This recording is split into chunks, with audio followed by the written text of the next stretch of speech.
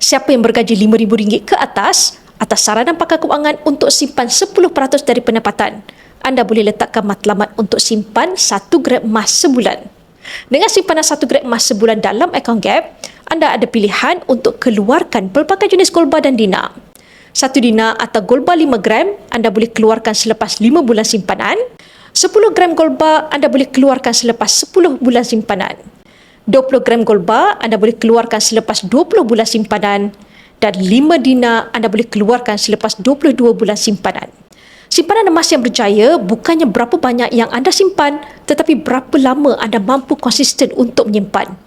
Akaun Gap atau Gold Accumulation Program adalah platform simpanan yang memudahkan anda untuk mengumpul emas sehingga anda capai target emas fizikal yang anda mahu. Untuk bermula, anda boleh isi borang sign up di bio saya atau PM untuk saya bimbing anda dalam cara dan langkah-langkah simpanan emas yang terbaik untuk anda.